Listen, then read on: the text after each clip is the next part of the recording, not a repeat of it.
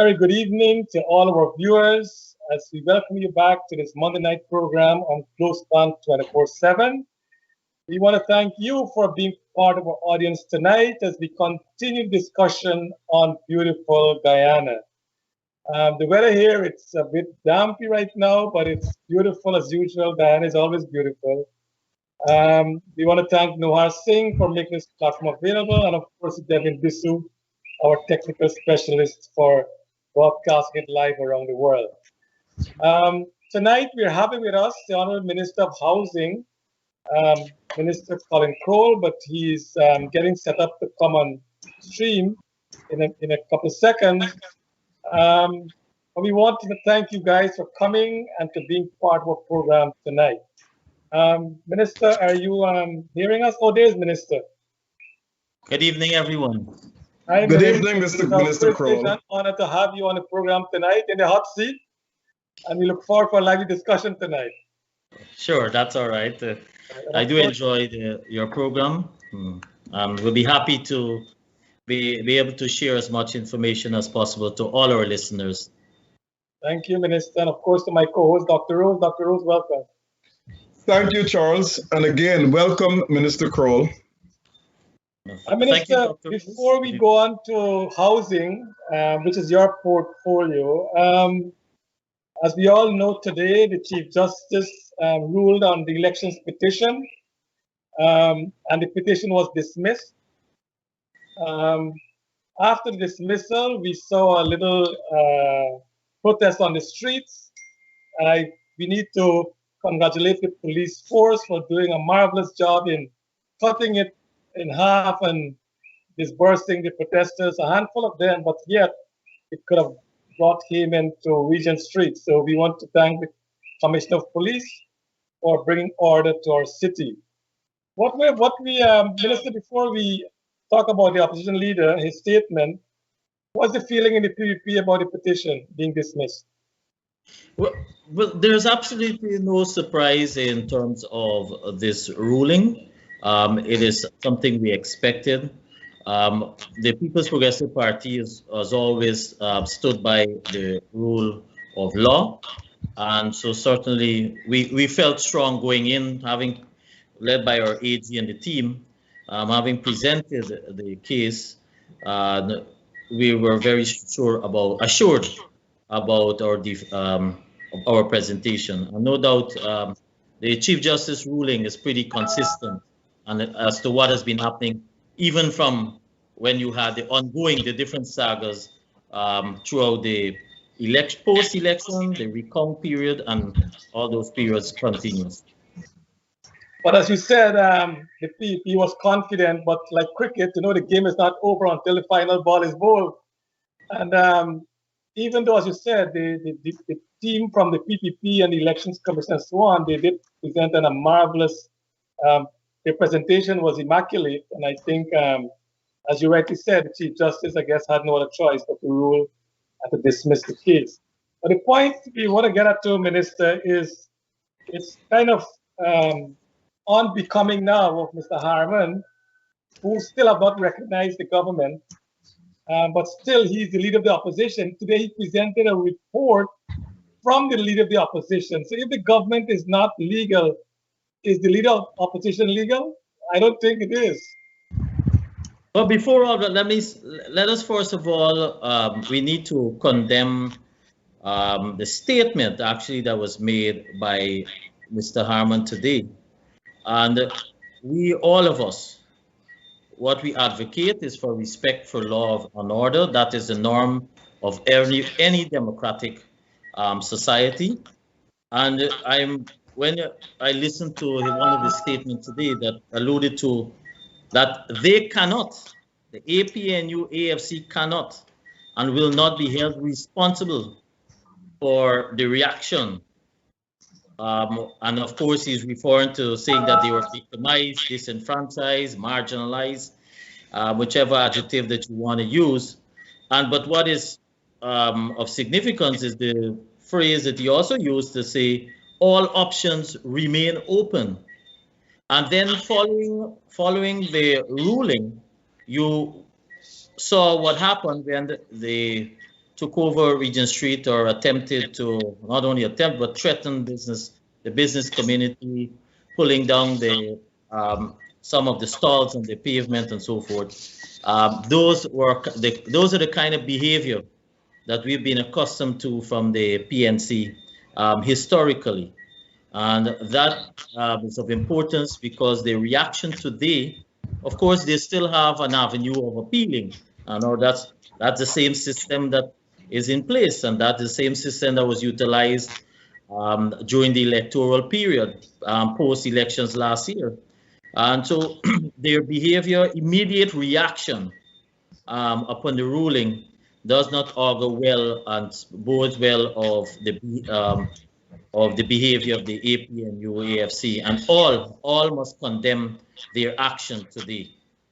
Definitely. Before Dr. Rose comes on, but Minister, the good news about what happened today as well is that the supporters of the PNC, whatever they have, I think 90% of their supporters is very dissatisfied with what they're doing. So a very small portion of their supporters came out today, which tells me that their supporters are kind of getting fed up with them as well. Certainly, listen, the majority of the citizens of this country want to see progress. They want to have peace. They want to be able to live in an environment that you can freely work, freely you can associate, wherever you would desire, whichever political party you desire to support. But at the end of the day, even if you're not supporting the government of the day, you want to ensure that you must be able to do that freely. And the nation is tired. The nation is tired, and that is why you will find that the dwindling support that they receive is as a result of a total conviction of what took place with the election. And it is clear, not only locally, internationally, and all across the world, that the People's Progressive Party Civic won the election freely and squarely.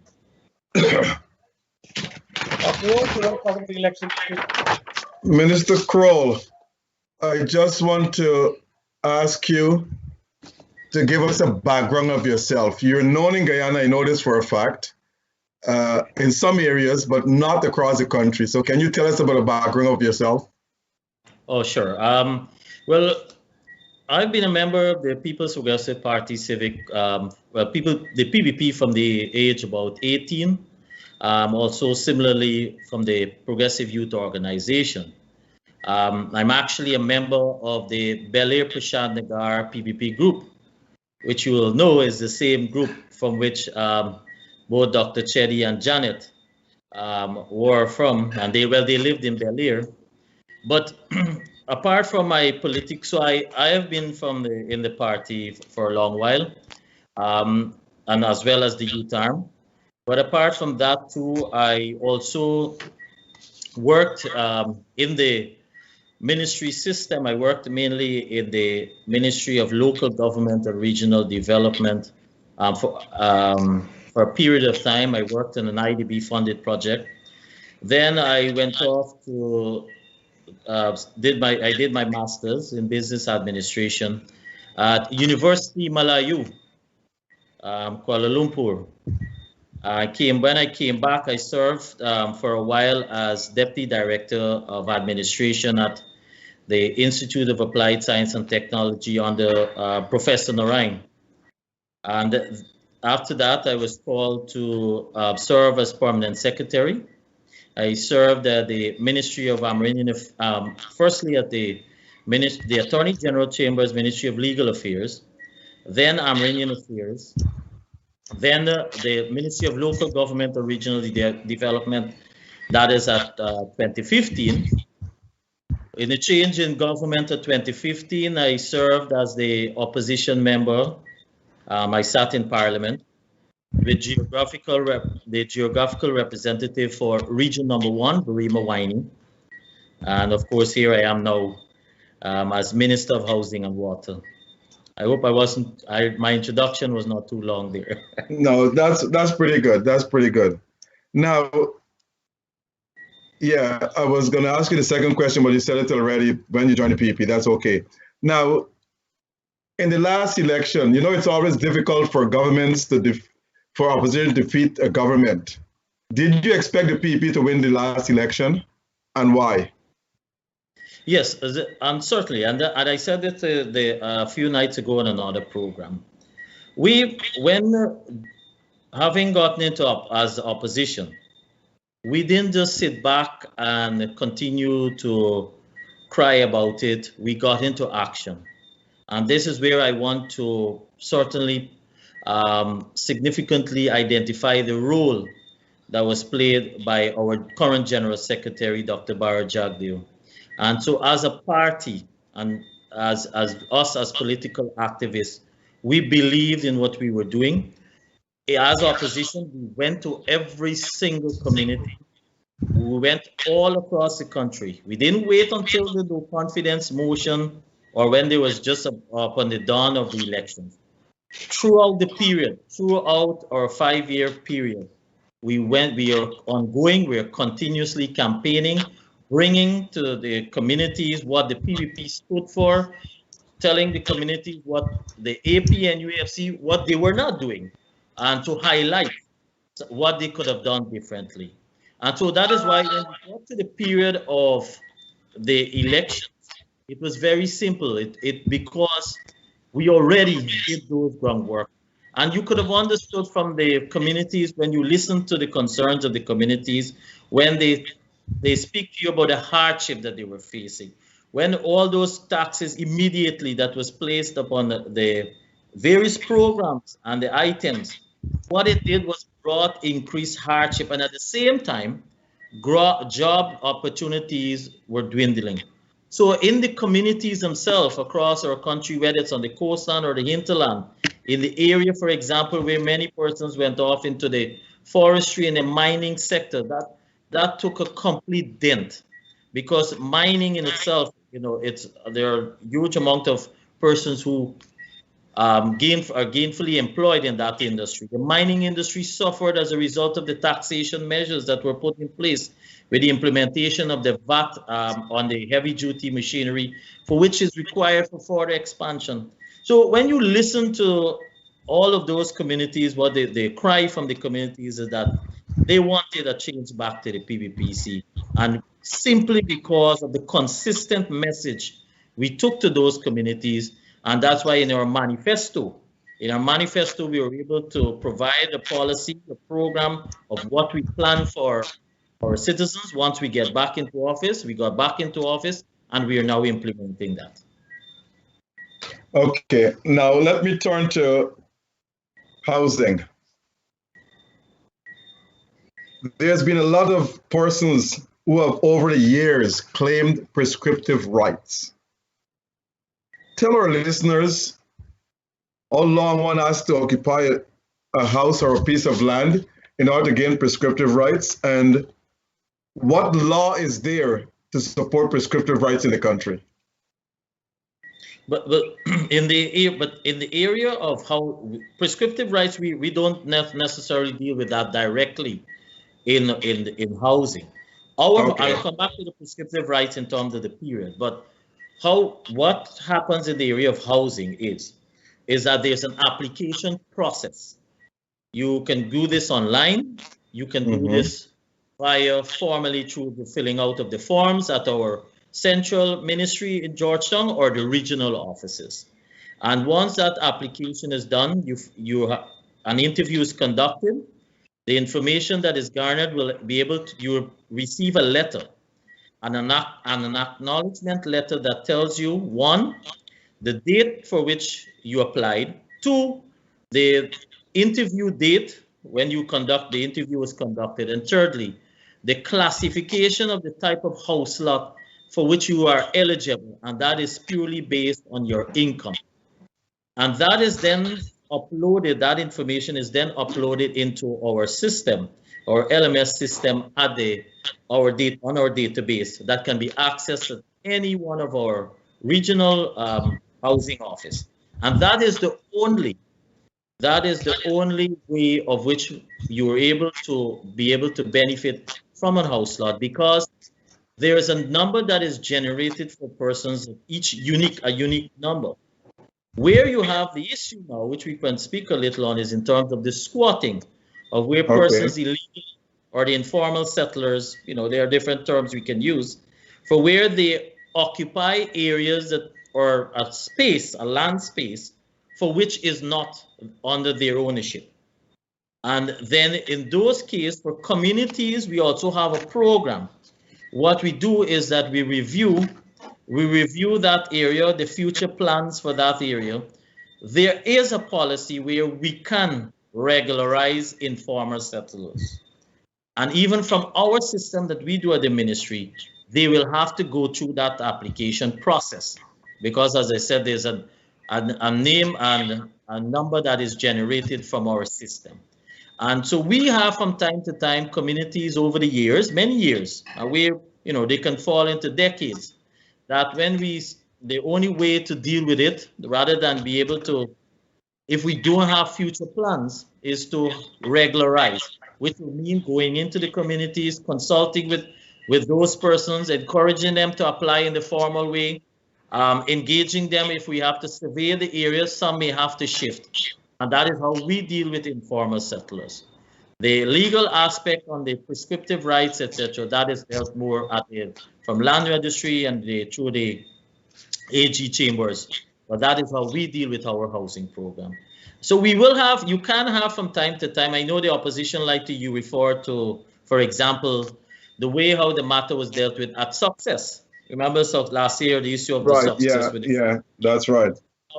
Right. So, and then they compared, because this happened in Parliament, there was a comparison of how we dealt with that area versus an area, for example, somewhere at the back of Canal Number 1, and where we went in and regularized that area. That comparison was given. So I'm using that as an example because you may be able to relate. But in the case of Success, that land area is not under the purview of Central Housing and Planning Authority. The Central Housing and Planning Authority is the executing agency for the policies that are derived from the Ministry of Housing. And so all allocations and all of those land matters are dealt with through CHP. That land, for example, at Success is under the purview of Gaisuku. Well, previously was NISIL, because remember Gaisuku, the arrangement with Gaisuku being handed over to NISIL. And so they had responsibility for that area. They said that they have future plans for that Success area. So you could not have gone in to be able to regularize those persons. Versus what we did with the Canal folder, where it is envisaged that we do not necessarily have future plan, but it is easy for us to regularize those persons. And you can be able, once it's regularized, then they'll be able to formally benefit from the utility services, whether it's water or electricity. So there are different approaches, but it has absolutely nothing to do about race that was connotated, I see, one of the parliamentary sitting by one of the opposition members. It has been widely reported over the years that house lots, depending on which parties in power, are being distributed based on party supporters. They normally get first preference, which is a form of discrimination. Are house lots being distributed fairly in Guyana? And is there something called the Fair Housing Act in Guyana? The house lots are fair, in my opinion, are fairly distributed or allocated. What we normally do as a policy is that when we have an area that is identified for allocation, so let's use what we did in December, where we allocated for a number of areas in Region 4, 3, and 6, is that we went back into the system and we called a number of persons from within the system. There are persons who are waiting for a while, for years. And so their name is already in the system, and once their contact number can be verified, they were called for that allocation exercise. You can have exception because there are sometimes in any system where you may have exception because of the need, the urgent need, or based on the needs assessment or special request that may come from, for example, from time to time, we also get requests from the Ministry of Human Service because of a circumstance or a special need of someone requesting a house lot. So you can have exception, but it is not done in terms of political loyalty as we may have.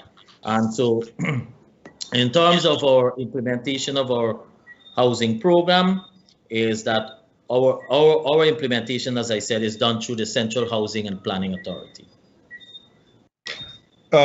Going back, how long back are people still waiting for house lots? How long it takes to get a house lot? It is based on an availability, and it's quite simple in terms of availability. And why is it based on availability?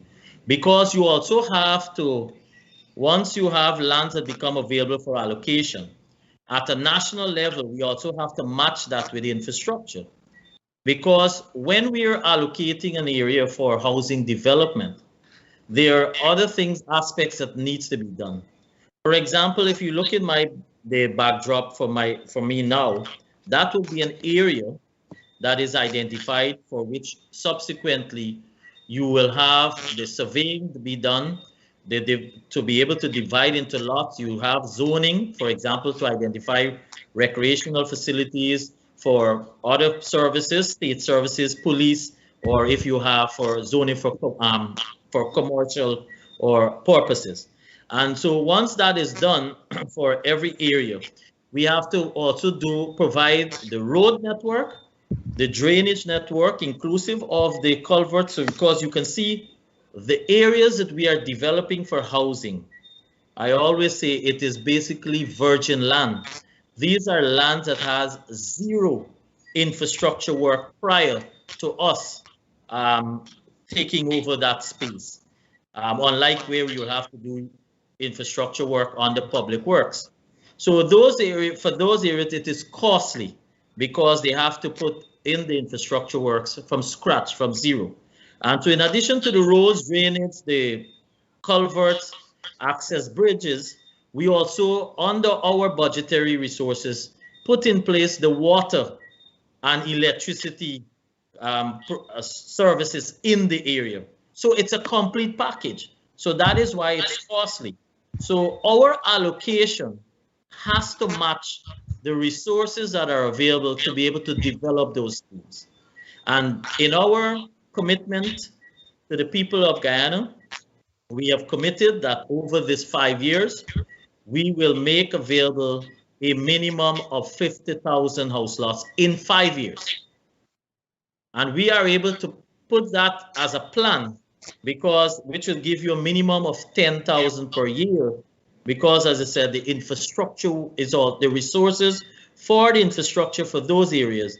We also have to match that, and we also have to get that from our national budget.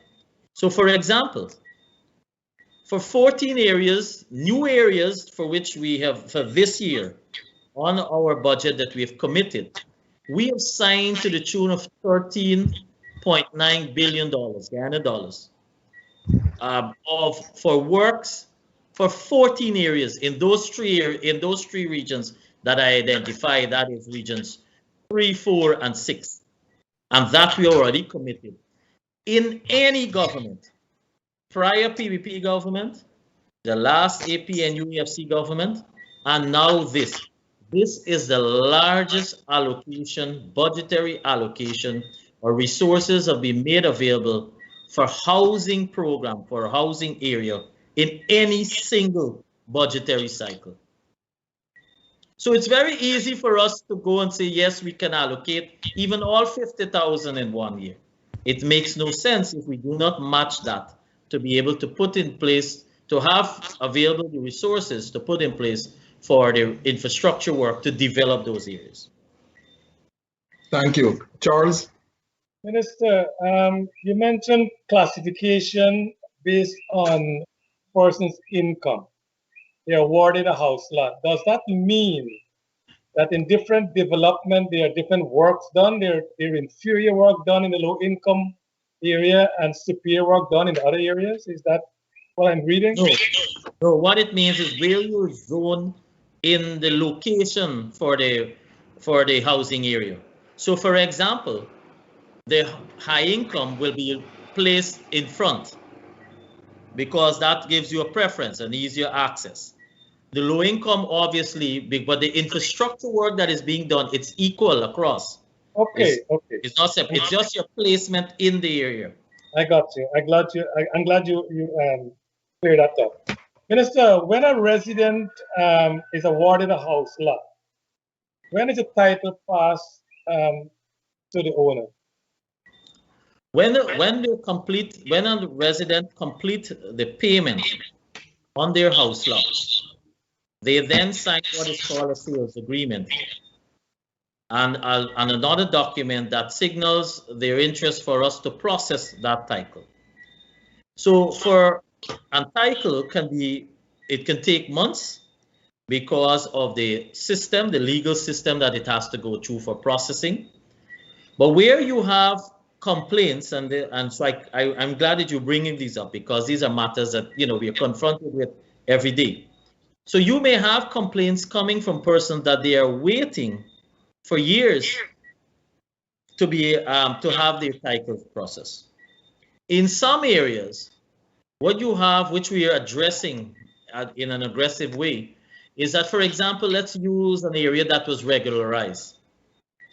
There's a legal process that it has to go through to have that land, that area, on the ownership of that community under the purview of Central Housing and Planning Authority.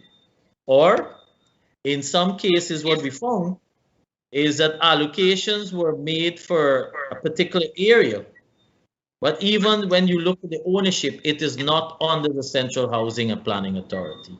And so you could not have begin the process of processing that title. But once everything being equal, once there's no issue, then it takes about 3 months. 3 months. What about, Minister, those areas that where award was given to a resident who qualified for the house lot, and there is no house built there for years on that lot? Is there a time limit from the time that the title is transferred? Because now you have title, you can go to the bank and get a loan. Is there a time from the title, they receive the title, to the time a house should be on that lot? For the residential, we do not tie in the construction in terms of with the processing of the title. But we do have that strict rule for the commercial and for the industrial, because those are dealt differently, because those are for business purpose. But for the residential, we are encouraging persons to build, and of course they use that title to be able to process loan. But they don't necessarily. I want to make a point here, too. A person does not necessarily have to wait until they receive that title to begin to process for applying for a loan. They can, once there is no issue about the allocation, once we have all legality of ownership for the area, we can issue a letter that allows them to take into the bank to begin that processing for application for loan. Minister, I got a note from someone here. Based on your answer, based on the allocation of house lots, he said we're setting up a class system in housing development. What do you say about that? Where the high income people are getting whether it's the front of the settlement or not, and the low income getting the back? Isn't that class warfare that we're setting up? Absolutely not, because we are anywhere around you go, you must have a recognition of different classification of persons. What you want is a policy when it is implemented. It is implemented fairly. It is implemented equally across the board. And so, likewise, that is why I was keen to reinforce the point: the infrastructural work, the benefit of whether the road, the water, the electricity, the services that you receive, you're not at a displacement. You receive equally like anyone else. But it is all, anywhere you go for developed world, you have zoning. And it is simply part of the zoning process. But so I do not agree with that analogy. Okay, well, Minister, I'm sure you went to all the established housing development across Guyana. And right there on the East Bank, when you go to the Diamond housing area, the roads are deplorable, to say the least. So you're setting up infrastructure, but it seems as though this infrastructure is very inferior because not only the roads, but the drains are blocked. I mean, I don't know, when you allocate these contract to contractors, is not a minimum requirement that is expected of them? And if something is wrong with the infrastructure, whether it's the road or the drain, it is their responsibility to go and correct it. Well, in any contract, you have what is called defects liability period. On average, for us, you can be 6 months. Some contracts you can have a year, but generally for these infrastructure works, it's 6 months. And in the what you're really referring to is the lack of maintenance, more maintenance, not the original infrastructure work that is put in place. We also, as I said, we also have to be cognizant of our budgetary resources that are available and our capability of our country. Certainly, as we move higher in the tier of how we're classified as a country, certainly the infrastructure level can rise too. But as a minimum, we put the road networks in place for all our new schemes. But what we found is that there was a neglect across the board. And as a result, what we have done, we have now an interministry collaboration and a program with now the Ministry of Local Government and Regional Development, that for which all the local authorities, that is the neighborhood democratic councils and the municipalities, because remember, these communities also fall within those local authorities, as well as the Ministry of Public Works through their road enhancement program and community and the miscellaneous roads. There is now a committee established to examine various communities for which they will have infrastructure work done for road rehabilitation, maintenance, etc. And so our initial program now is focusing on development of new infrastructure work, new areas, and they will, at this stage, and they will now take over the maintenance or upgrade in some cases. But what has happened is that there was a total neglect, and we are only in office, well, we're very close to 9 months.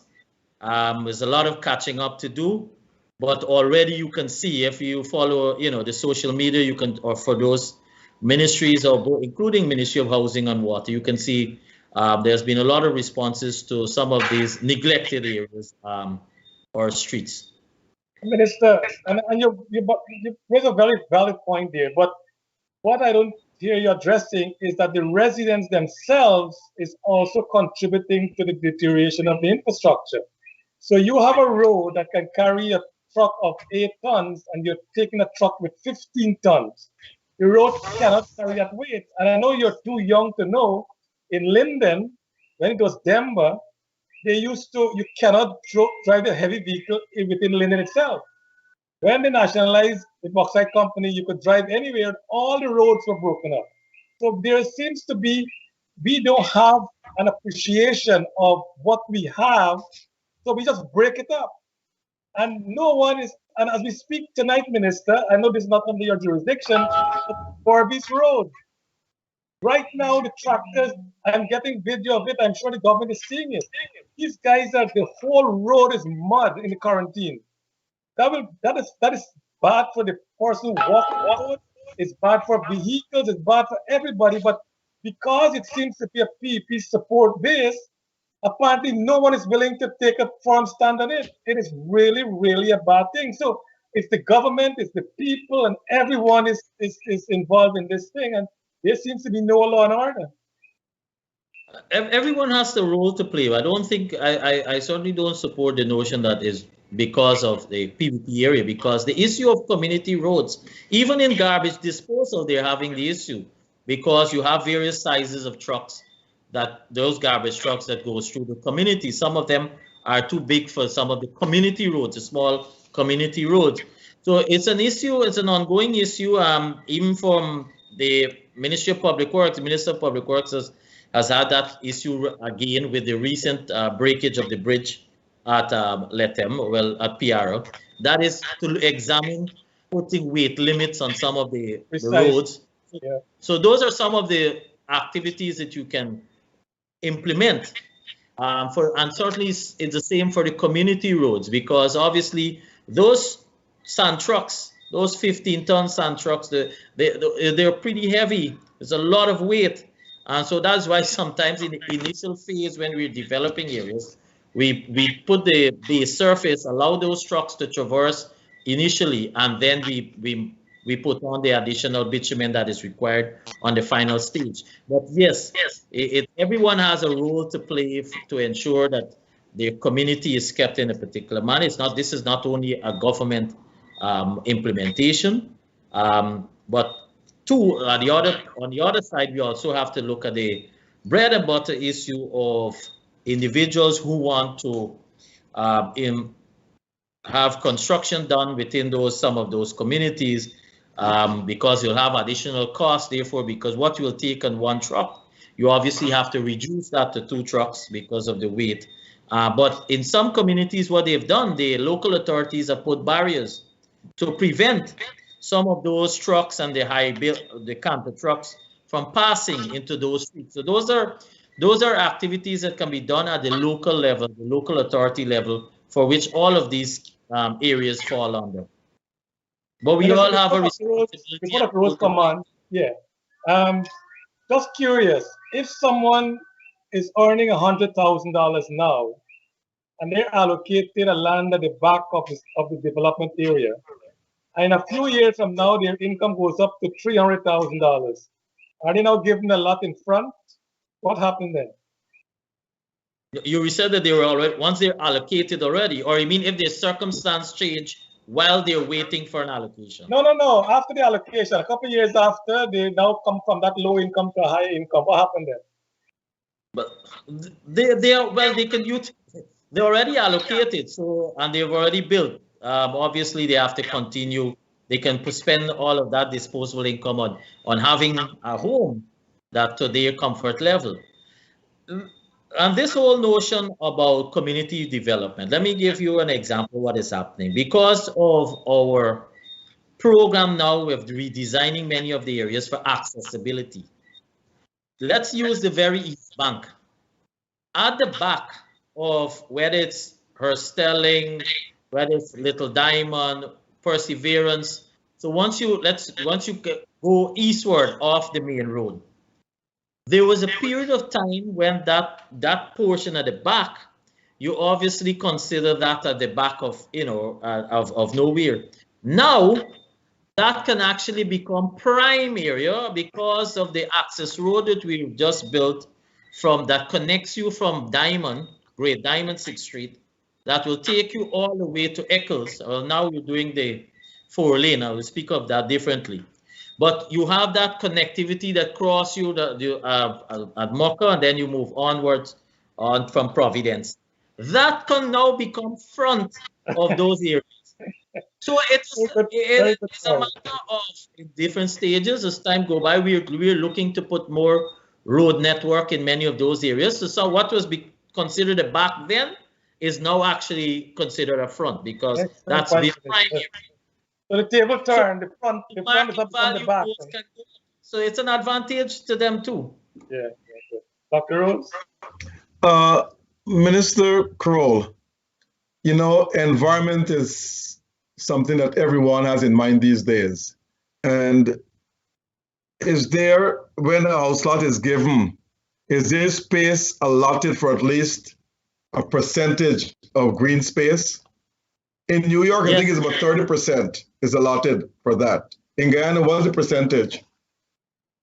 In every area, because based on the size, we determine, well, we always leave what you call recreational facility. You can develop that later for other purpose, for green space in its entirety, or simply for recreational park for exercise purpose, open air. So in every zoning, we do have space that is provisions that are made for green spaces. And even right now, if you go to Tushin, an area that we had left available through the First Lady office, they are working on a project, a lovely park that will be, that you can speak of that will match anywhere else in the first world country. So we do, based on the blocks and the cluster, we do leave recreation. That is a compulsory. We do leave for open areas, spaces, green spaces, recreational facilities. That is part of our zoning. Okay, Minister, there's been a study done by Pauline McCarty and Michael Donovan on 6 countries in the Caribbean based on the housing crisis: the Bahamas, Barbados, Guyana, Jamaica, Suriname, and Trinidad and Tobago. And their research has shown that Guyana is at the bottom in terms of the housing crisis. The longest time for people to get a house lot, the longest period for people to get a permit to build that house, and so forth. Is your ministry prepared to improve that time length? We have comments. Let me divide that into 2. There are responses in 2. One, let's speak about the application process.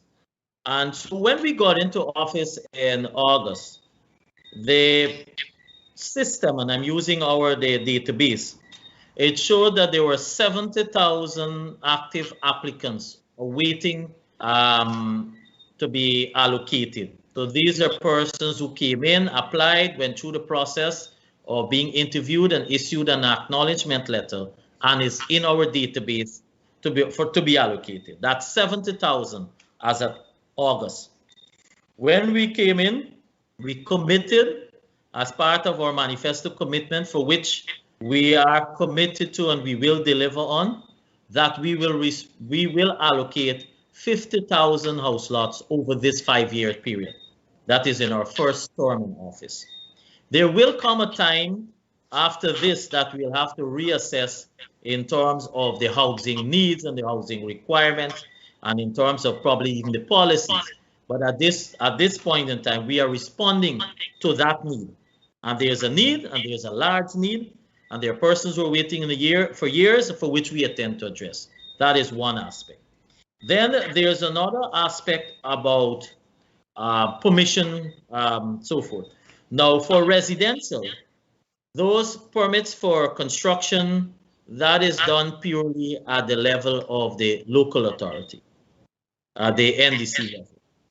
For commercial, which is something we have even this year as part of our work program, that is the introduction of the single window for construction permits that is now to deal with the commercial aspect. And that is important because we were encouraging investors, we're encouraging persons to come into Guyana, we are encouraging even many of your listeners here, the diaspora, to come back home, to look at a niche that they can probably invest in. And we also need to have that enabling environment. So when you apply, we don't want you to be able to, as it is now, you come, you apply to Central Housing and Planning Authority. Of course, there's a board. The board is for approvals, but we also have other agencies that we have to work with. And that is, for example, we'll have to interagency with the Guyana Fire Service.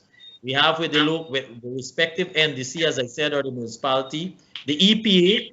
These are all external agencies that we have to interface to get their feedback before it's the final processing is done at the Central Housing and Planning Authority board. And obviously, when you examine what happens, it takes months because you have environments that you're dealing with outside of our control, and you know how the politics is at sometimes. So you will have coming on stream the single window policy, the single window instrument that allows you to, when you make that application, you will be able to even track that and follow that online.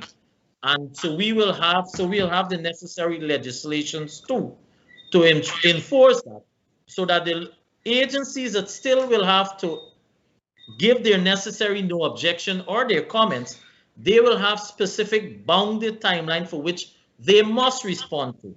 So when you're applying for a permit for construction, and I'm speaking strictly here from the commercial and industrial sense, is that you should not be waiting from longer than one cycle, and the board meets once a month. You should not be waiting from that one board approval cycle to the next.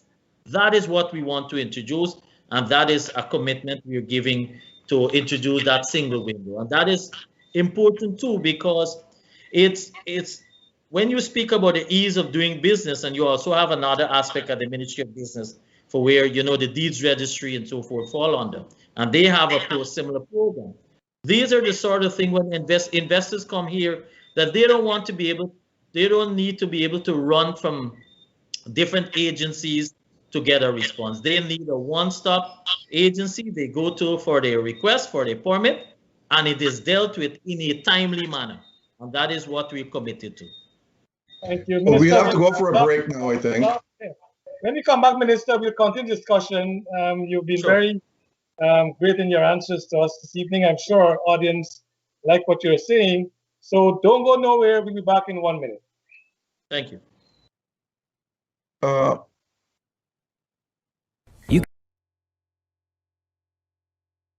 Allfromonesupplier.com has all your grocery needs, plus all of your West Indian items. Purchase all your groceries and all your West Indian items from one place and get free delivery to your homes and free shipping. Allfromonesupplier.com has free deliveries locally in New York and free shipping to all U.S. states. Our shoppers choose the best items packaged nicely and delivered to your home. We have all your grocery needs and all your West Indian items, a one-stop shop. So place all your orders on allfromonesupplier.com or call 718-551-3292. That's online at allfromonesupplier.com or call 718-551-3292. Get all your groceries and all your West Indian items from allfromonesupplier.com with free deliveries and free shipping to all U.S. states. Travelspan offers all airlines, such as American, Caribbean, and JetBlue. So let Travelspan compare all airlines and offer you the best fare. Call Travelspan at 718-845-0437 for the lowest deals between New York, Miami, and Guyana. That's Travelspan at 718-845-0437. Call Travelspan in New York at 718-845-0437, Georgetown at 227-1701, or Berbice at 337-4287. In New York, 718-845-0437, Georgetown 227-1701, or Berbice 337-4287, and West Coast Demerara at 269-0140. Let Travelspan book you the best deals for you and your families.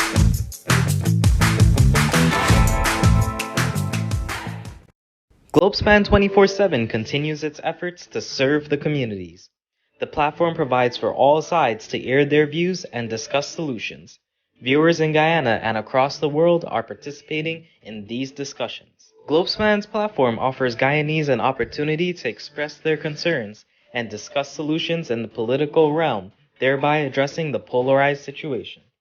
Discussions also include social ills, such as alcoholism, domestic violence, and suicides that have been plaguing the people. The Globespan 24/7 platform connects the diaspora and the world with Guyana. So become a supporter of Globespan 24/7 today by clicking the badge icon on the lower right side of your screen. For only $10 a month, you will be a supporter of Globespan 24/7 initiative and have a badge displayed on your Facebook profile. Help us to continue to serve the communities.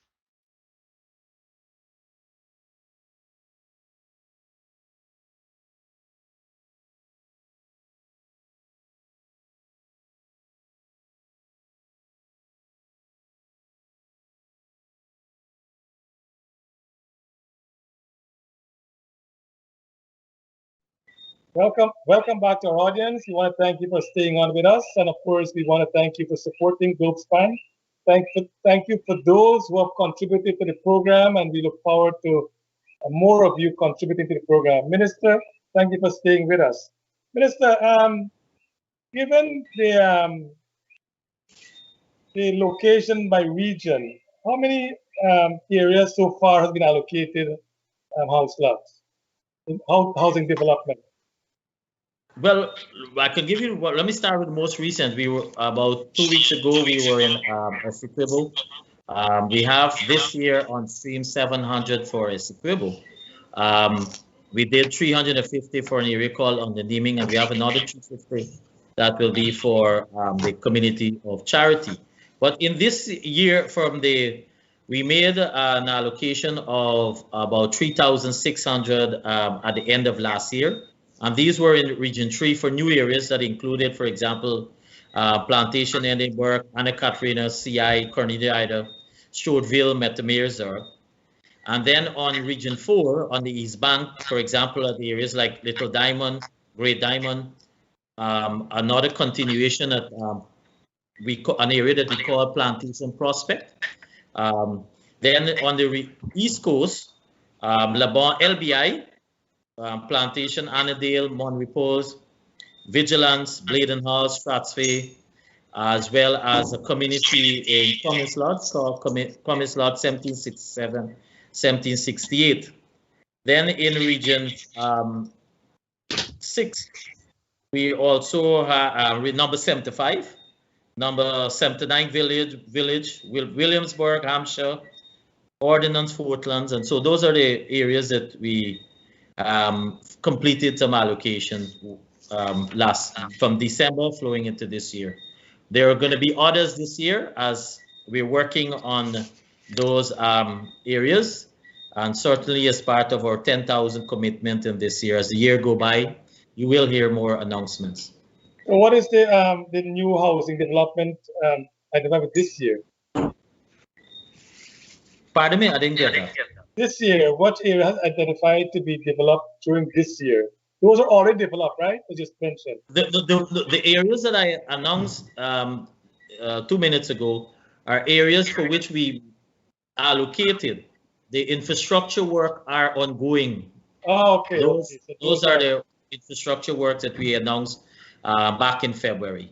The new areas to be identified, I want to leave that for a later program. Yeah, definitely. But what our listeners can, I want to use this opportunity to make this statement. Our listeners can be assured that this PVPC government is committed to what we campaigned on and our commitment that we made as a manifesto. And that is why the 50,000 allocations throughout these 5 years, this is not idle talk. There's a and as I said, it's over 5 years because the resources to match the infrastructure work for those areas, new areas for those allocations, it has to come in stages.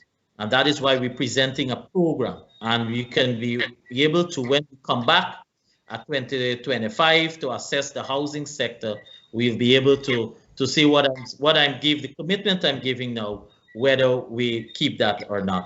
And so that is a clear statement I want to give to our listeners. Because why I'm saying this? I'm saying this is that there will be, and I'm repeating this, I said this over the weekend, there's absolutely no need for persons to now embark on irregular settlement, squatting, and whichever term that we want to use, because of the programs that we have in place to ensure we have development across our country. This is not only coastland, there are other programs across the hinterland too, for which we intend to have housing programs. And so to our listeners, because you also, when you squat, what you're doing is that you're delaying any infrastructure development because you will not be able to benefit from services, and you're living in areas that are not ideal. And so that I want to let listeners be clear. Thank you, Minister.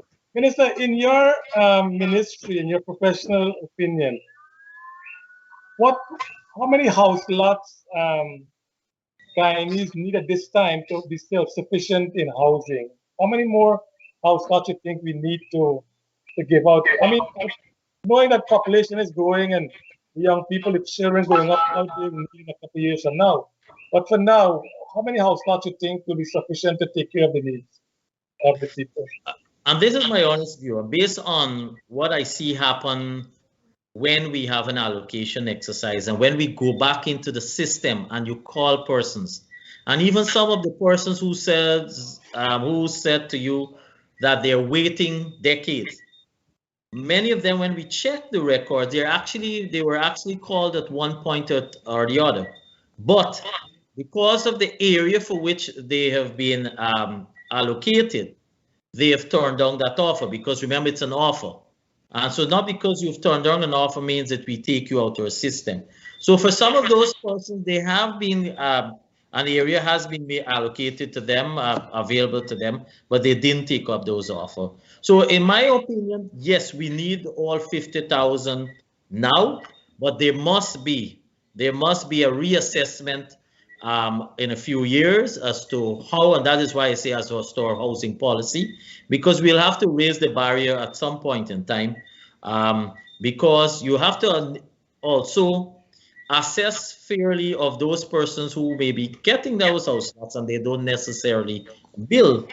And that is why we want to encourage complete home ownership. We have persons who are genuinely in need, some persons who are desperate because of the type of rental arrangement that they're paying, and the environment in which they're staying, and some of the final family dynamics that too we have to take into consideration.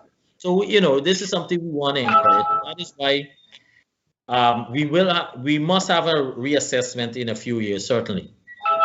But let me just jump in. Yeah. Let me just jump in and say this. I saw a report today when I was doing some research by Levin and Levin, which showed that Guyana population by 2030 will be 70% under the age of 40 years old.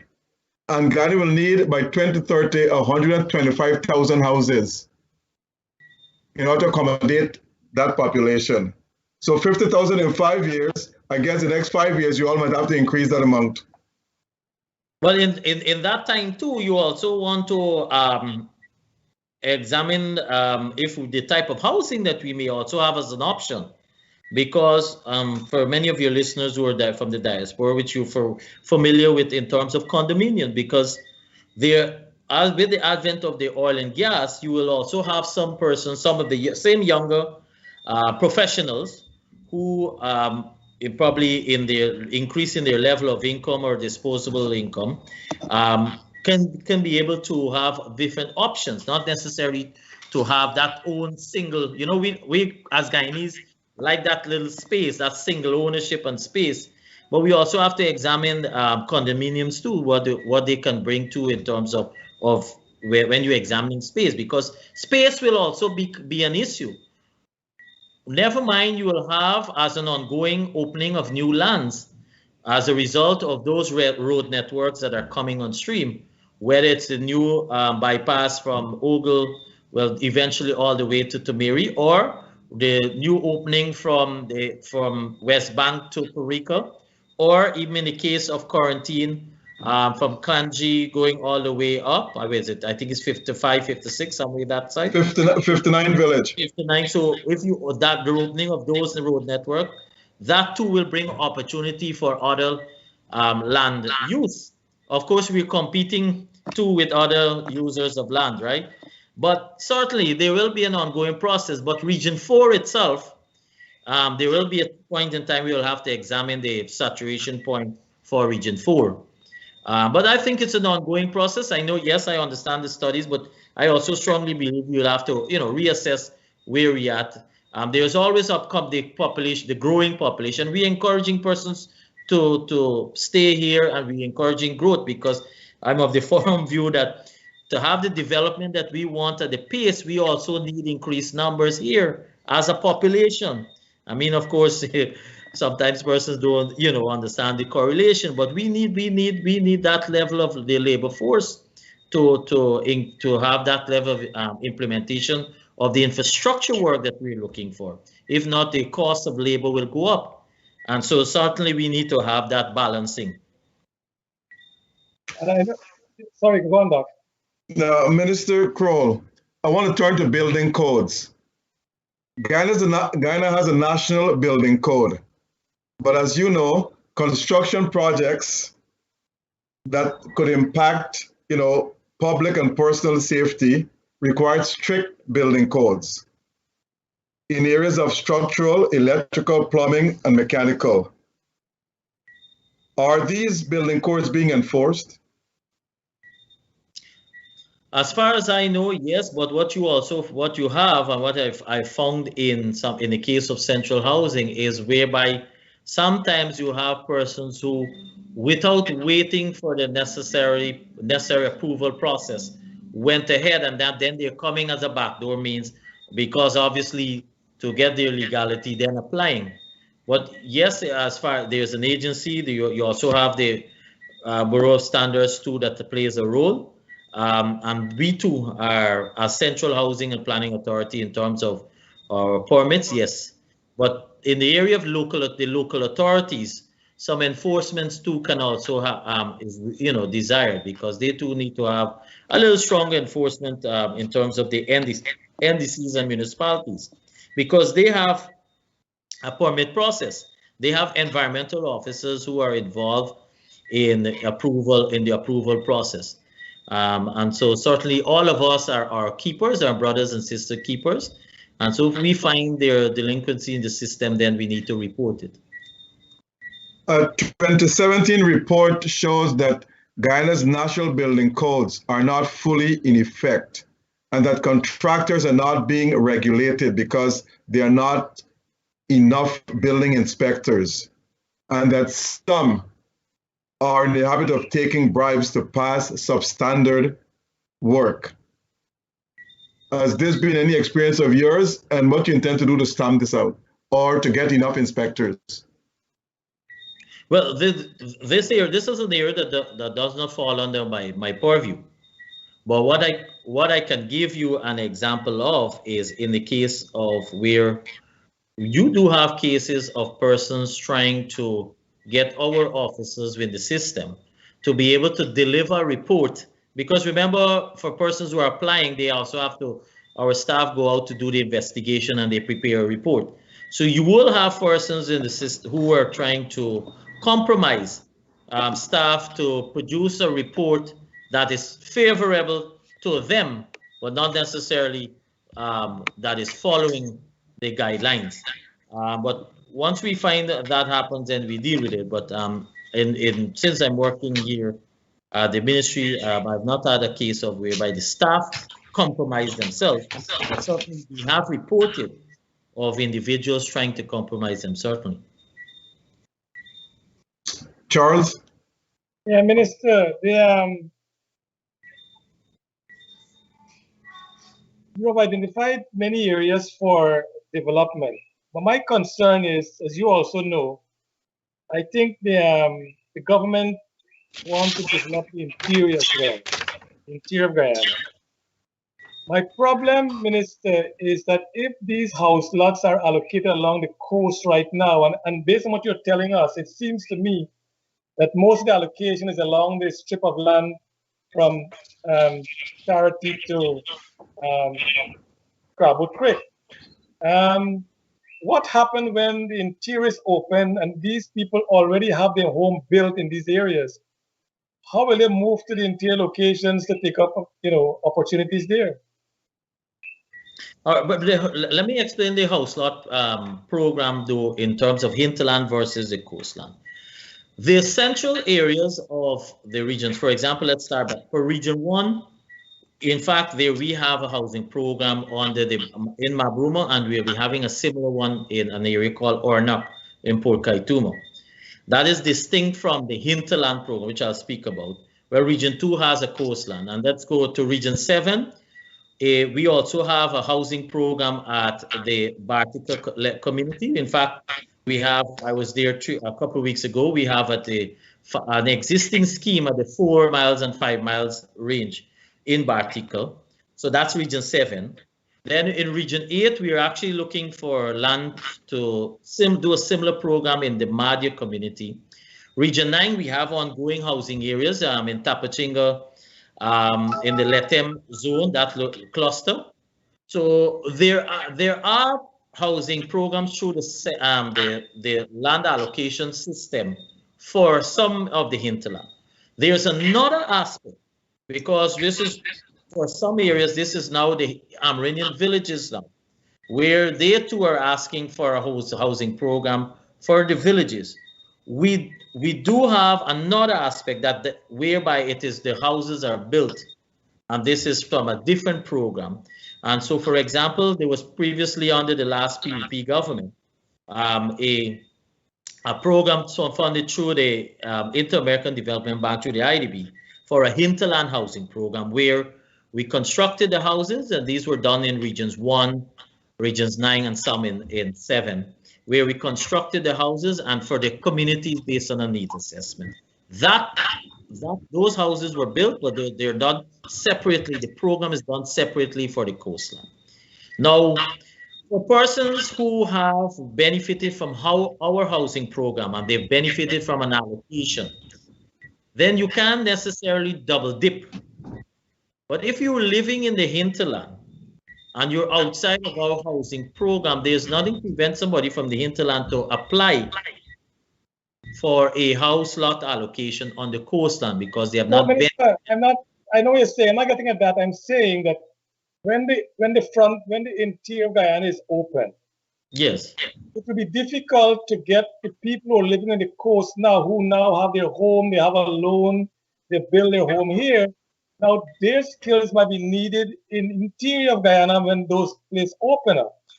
So my question is, how do you get them to move when they already now committed with families and all sort of things? So what I'm saying is this, is that maybe the government holistic plan should have been that let us identify which area will be developed in the interior and let us allocate housing areas in those areas so people can start builders which time the development is taking place. So they have jobs and they have home and they have everything else. But as we're doing it now, all along the coast, we're giving land development, we're doing land development, forgetting that the interior will be opening up soon and no one will be able to go there because you're already stuck with your home in the coast, and that's my problem. No, not necessarily. That is why I use LETEM. The similar coastal program is in LETEM for Region 9. And we will be allocating, in fact, in another phase of Tapachinga this year. That's one of the areas. Okay. There's a similar program in the Bartica area, which is Region 7. So I'm giving you hubs. Okay. If you're talking about moving to region. There's a similar one at Mabaruma for Region 1. Okay. I want to get off a little because we want to get on water a little as well. Sure. But as you know, today's paper, I believe, where gold production is earmarked to be over 100-something thousand ounces, almost 200,000 ounces. Now, as you know, Minister, I know it's not in your portfolio, but we only collect 5% royalty from like Oraima, and I see Omai now coming on stream back again and so on. So Guyana is really getting nothing for our gold. Is there a plan of action where this gold mine like Oraima or Omai need to build at least 1,000, 2,000 homes for Guyanese? Because we are getting nothing except the 5% of the gold that they declare. What they don't declare, we don't get nothing from it. So what is the government plan to ensure that these people who come to invest in our country, the people of Guyana, benefit from the resource? When you invest, I mean, when you're encouraging big investors to come here, you also have to have that balancing environment of creating environments for them to encourage them to come and invest, because at the end of the day, they're creating employment. And so obviously the royalty that they will be paying, you have a nationally set out policy of the rate of which the royalty is paid. So it's not something that they are doing it on their own. But in terms of other spin-off of what you want these companies to do, which will fall under what you call their social responsibility, this is another aspect where you can engage them as part of their corporate social responsibility to engage in different activities. And you do have from time to time companies who are doing that. For example, you have in the Matthews Ridge area, there is commitment for construction of, assistance with the bridge, because there's a manganese reunion company there that is a big investor that they have corporate responsibility. But this has to be, of course, navigated by the Ministry of Natural Resources. But but that aspect, you know, you can't, if you're negotiating, and I firmly believe you're encouraging large investors to come, they play their role too. And so you have to tie that in terms of your agreement. But Minister, certainly, we can expect more corporate responsibility from them too. they play their role, but they're raping our resources and we're getting only 5%. What is going on? Anyway, let's move on.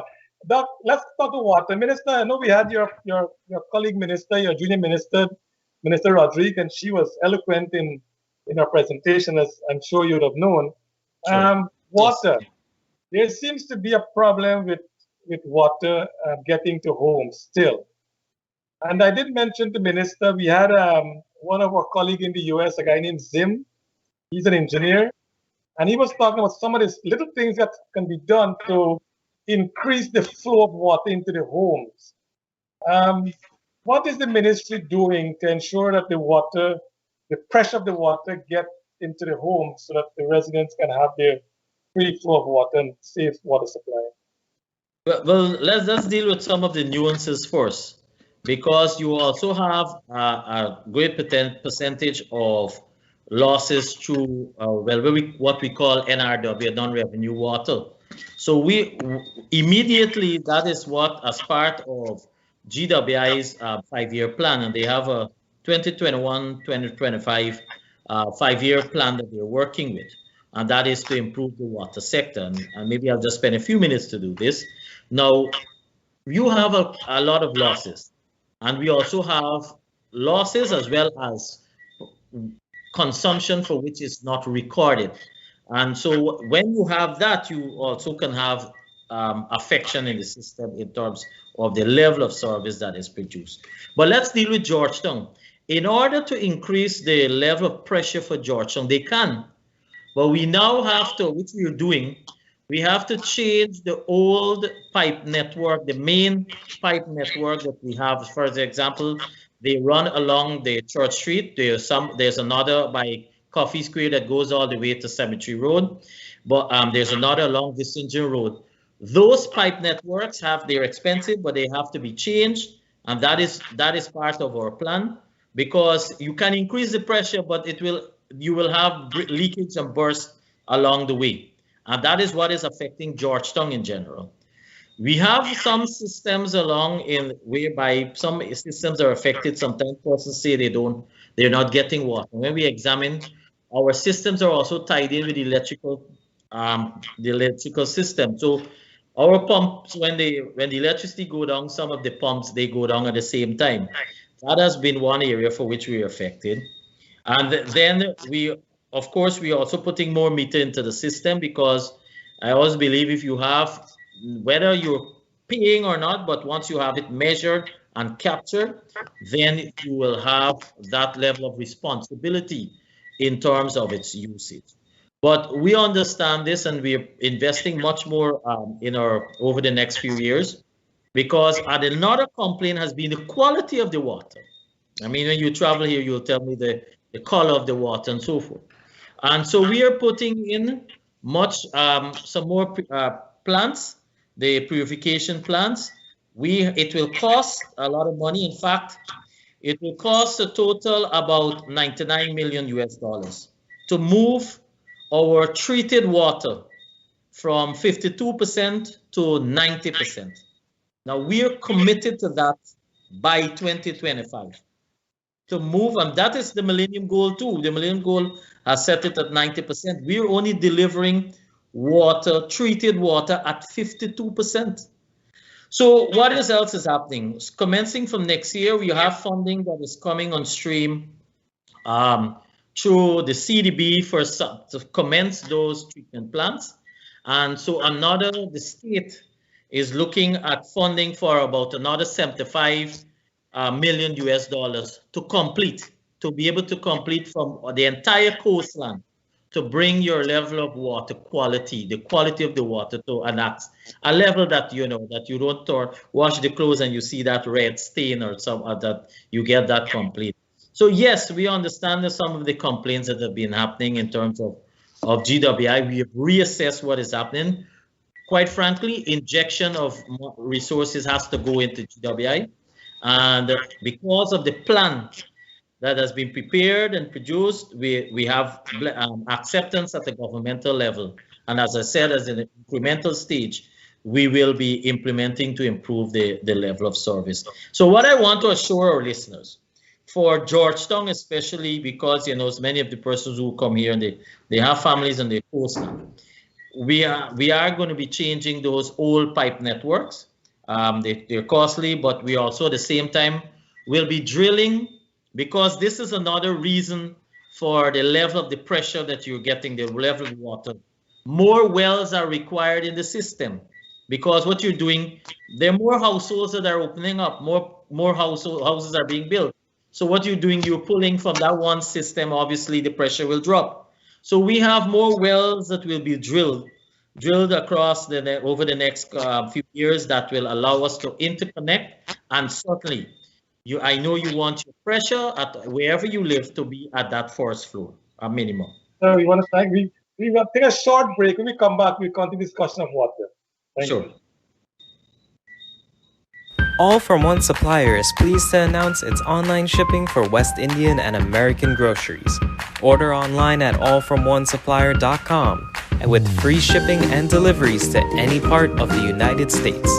Save time and energy to shop for all of your West Indian groceries from the safety of your home or office. We carry West Indian products like curry powders, meats and fish, dashing bush, pepper sauce, sodas, and your favorite snacks. All From One Supplier has it all. All From One Supplier fulfills and ships your order directly to you. So visit All From One Supplier today to start shopping, or call All From One Supplier at 718-551-3292 to handle all of your West Indian grocery needs. That's All From One Supplier, 718-551-3292. Free shipping, free deliveries, or curbside pickup from allfromonesupplier.com.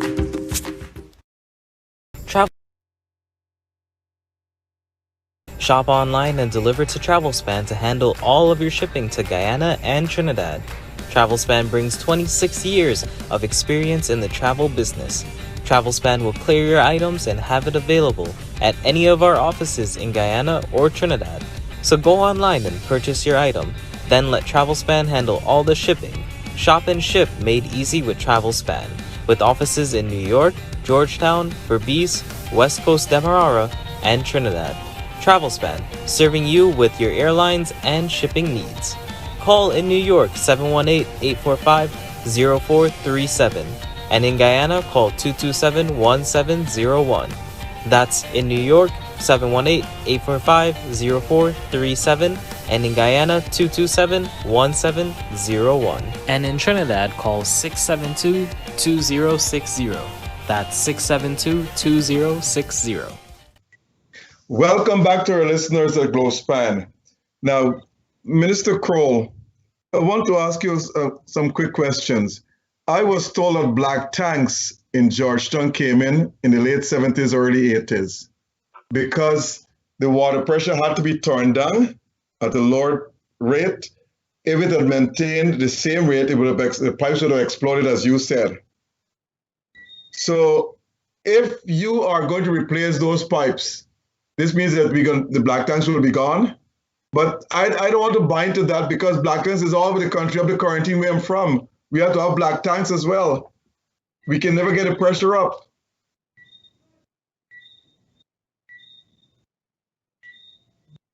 Hello? Yes. Oh, sorry. Yes. Well, there will never be, we won't necessarily reach to that level of eliminating those high overhead scaffolds that you see, because those 8 persons for the level of pressure that they want to receive, based on the force. But you will want as a minimum, anybody or any householder, at a minimum, you would like to have pressure at your first floor. And note, I didn't say ground floor, because you want to be able to, at your sink, you washing your wares, you must be getting that from the pipe pressure. And so, yes, what I can say is that we are cognizant of that. But the years ago that you're referring to, we didn't have that, all of those, the population that you have now, the households, right? There are a lot of empty, clear areas that were not on billing utilizing from our system. But I can't necessarily assure you that you'll eliminate the tanks all the way up immediately. This is a gradual process. What you want as a country and as a people is that you must have improvement, and that is what we are working to. And once you have improvement, and you have improvement every year, certainly our citizens will be happy to see that, because you want progress. Up the East Bank, and also currently in the rural areas, water does be cut off, sometimes for 6, 7, 8 hours, sometimes for a full day. Why is that? Some of them, because they work on one, there could be two reasons. One, if they're doing what you call rationing, meaning that the well is, they're producing the water, but they have to send to various areas, so they're closing off valves at particular points for some households. Another reason could be because they're using the fuel pumps.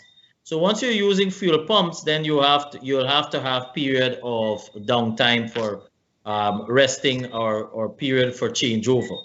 We are moving away from that. We are moving more and more to the electrical system, and that's why we're now seeing the other effect sometimes when we're affected by GPL. Even the fluctuating current sometimes damages our system. So more and more our systems, including, they're all on the electrical grid. How many wells your ministry plan to drill this year? New wells? Well, for Region 4, we have some immediate ones including, for example, Lusignan. Lusignan has been in the news recently about on the East Coast. That was not a well we had planned for, but Lusignan, the well that is there failed. The casing, they become porous, so we have to drill a new well. We have another one on the East Bank, Perseverance, that we're putting in place. We have one at Lost in Rust, that is the back of by Parfait. We have one at Parika Back. I was there a few weeks ago that's in Region 3. As over in the islands, we have another set doing there. In the hinterland, we are injecting a lot of money to put in wells for some of those communities. We are buying another rig. There's another rig that we just got last week, cabinet no objection. We're buying a small rig to send to those villages in the hinterland to help put down more wells for them, so to drill quickly, because it's much more proficient and turnover in terms of time once you have your own rig. We have a rig in Region 9, and that's how we were able to do so much at Region 9. And then that rig, it's a larger rig that is going to do some drilling at Region 10 and coming down. So we have more rigs in the system that will allow us to drill some more. But at the same time, while we're doing that, we also have to have the matching resources for the purchase of the casings, because there are special casings that has to go down to be put in place for the walls. So we have quite a few that we are doing this year, starting this year. Charles? We are getting wrap-up time now, so I want to ask you a couple questions with a yes or no answer, not a long answer. Sure. Is there a housing crisis in Guyana?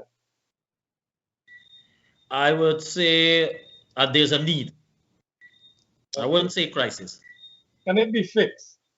Yes, I think it can be fixed. Will it be fixed during this administration?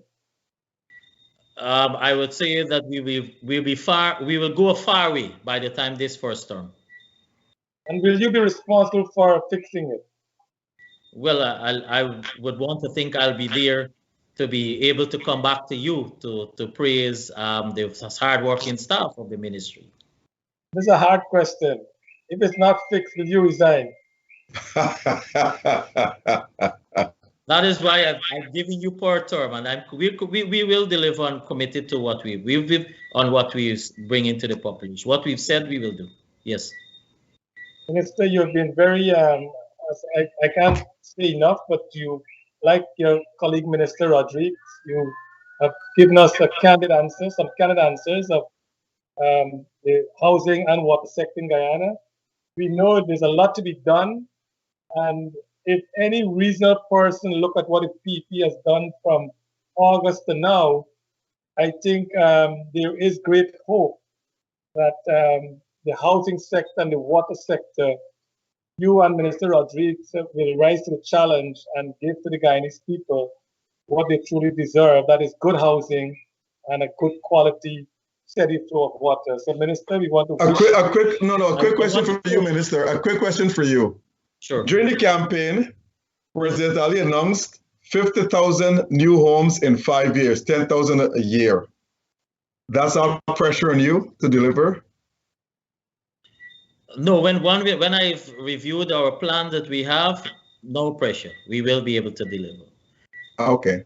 Okay. But I don't know Congratulations. if you have time, because I just wanted to refer to the utilization of the online system, because I know a lot of persons, and we're operating in this COVID environment and the global pandemic, a lot of persons have been asking about the amount of persons they see daily in front of the ministry. And sometimes when you examine some of those persons that are coming, it is not necessary. That is because for those who have access, we have made the online system, the usage much more friendly and for information that they can provide. So for example, if you are awaiting an allocation and you've changed your telephone number, or you've changed your income, you have a change in your income, or you have a change in your address, your postal address, you can simply go online and have that updated to us, and we can put it in the system. So you don't have to come into the ministry to do that. That can be done online. If for new applicants, they can apply online, and then the interview process will be scheduled. For persons who probably want to query a particular matter, they can go there and they can use the query system. We have a response unit. This is a new unit that we have set up to be able to respond to the queries that persons may place there through our online system. So I want to encourage persons to do that. I also want to encourage persons to utilize our regional housing offices. We are strengthening those offices to allow them to be able to, provide that service, a level of service that to prevent persons to have to come to Georgetown to transact. Bravo. Thank you, Minister. Thank you for that information. If someone in diaspora want to apply for house lot, can they apply? If they're interested in becoming a remigrant, okay. Yes, because we do have that option for a remigrant. Okay. Yeah, Doc, sorry, you were saying. No, Minister, I think I have to thank you. You've been an outstanding good host, and I must give you credit. You have answered the questions to the fullest extent. I can say for sure that I did not expect better. You're good. You're very good. Thank you for having me. It's always a pleasure. And as a government, we want to be able to provide as much information to our citizens so they can understand what is our thinking, what is our plan, and it helps. Once you have communication, then it helps. Great. And before we close, we want to extend to the President, His Excellency, belated birthday greetings. I know yesterday was his birthday. I'm sure you guys had a meeting with him. And of course, also to our Guyanese students for CAPE and CXC, they have topped the Caribbean again this year. Guyana have really outstanding students, and we want to offer congratulations to them and to His Excellency, belated birthday greetings. I will convey. And thank you so much for having me. Good night to all our listeners. Thank you so much to our audience. Thank you. Staying with us. Thank you, Minister Croal. And to Devin and to you, Dr. Rose and Minister, thank you so much. God bless our great country of Guyana. Good night.